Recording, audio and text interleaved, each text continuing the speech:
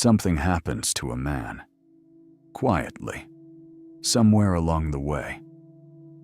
He notices the conversations he used to enjoy now feel empty. The jokes that used to make him laugh now feel small. And the people he used to call friends now feel like strangers, wearing familiar faces. Nothing dramatic happened. There was no fight, no betrayal, no falling out. He just outgrew them. And now he sits in a strange kind of loneliness. Because the worst isolation isn't the one where you have nobody. It's the one where you're surrounded by people and can't reach a single one of them. This is for the man who has felt this and wondered if something is wrong with him. Nothing is wrong with you. You are evolving. And evolution is always lonely first. Growth doesn't happen in a moment. It happens in small, almost invisible decisions, stacked over years. You started reading instead of scrolling, waking up earlier, saying no more often, asking yourself harder questions. You started caring less about being liked and more about being right with yourself. Each decision was small. None of them seemed important. But over time, they changed you at the level of identity. Not what you do, who you are.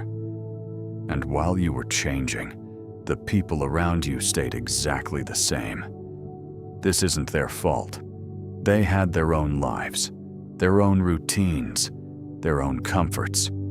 The same conversations they had 10 years ago, they're still having now. The same complaints, the same dreams that never left the talking stage.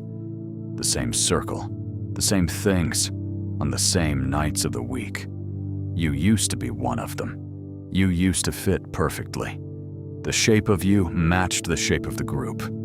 Then your shape changed, and you didn't realize it until you tried to slide back into your old place and found it no longer fit. The first sign was subtle. A conversation that used to flow now had awkward silences. A joke that used to land now felt forced. You found yourself faking a laugh more often than not. Then came the bigger signs. You stopped looking forward to seeing certain people. You started inventing reasons to leave early. You realized you were performing a version of yourself you no longer were, just to keep them comfortable. This is the price most men never see coming. When you grow, you don't just gain, you also lose. You lose the easy belonging. You lose the comfort of being understood by people who've known you for years. You lose the version of yourself they loved, the friend, the brother, the son they once knew. And you can't tell them what's happening because you don't have the words for it. And if you tried, they'd accuse you of changing too much, or feel you were judging them, or simply not understand. So you grow in silence. You change in silence. You drift in silence. And one day you look around a dinner table full of people you've known for years and realize you have never felt more alone. This isn't the loneliness of having no one. It's the loneliness of having outgrown the people still sitting right next to you. And it's heavier because company can't solve it.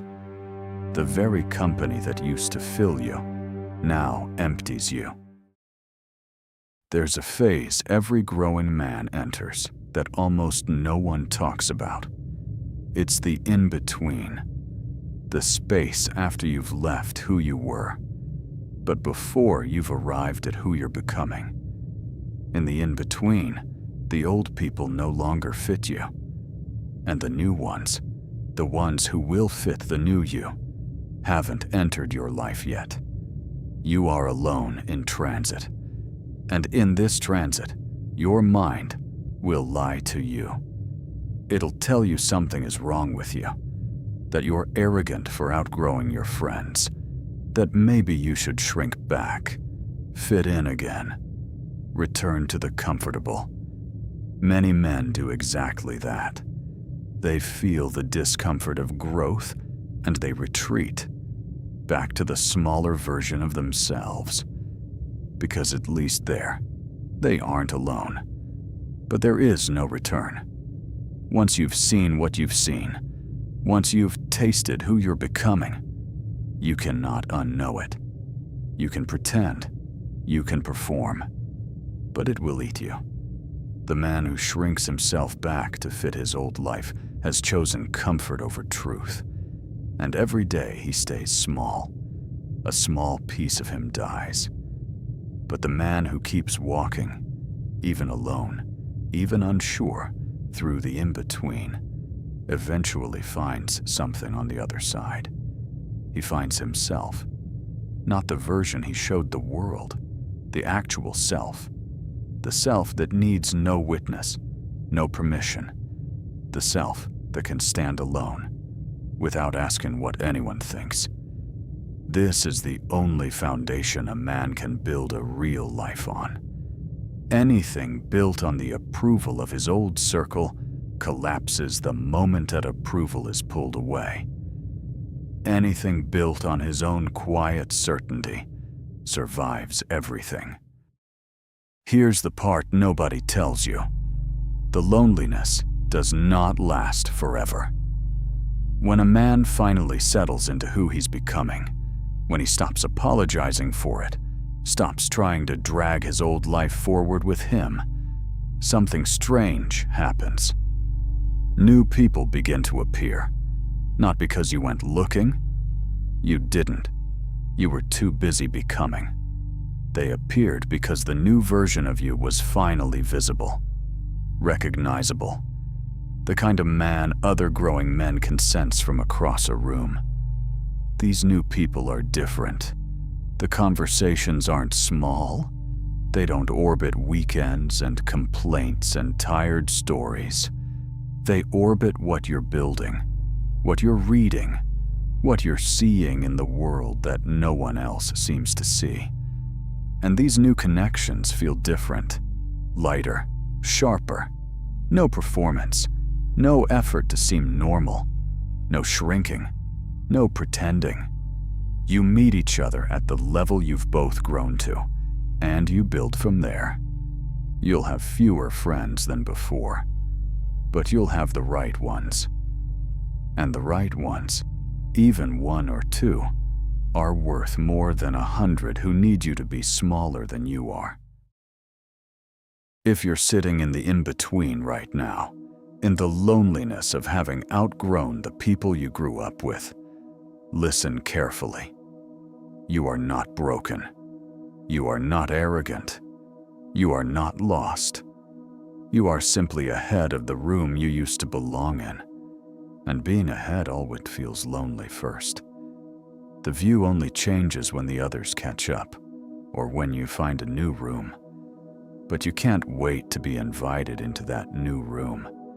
You walk into it by becoming someone who belongs there. And you become someone who belongs there by continuing exactly what you're already doing.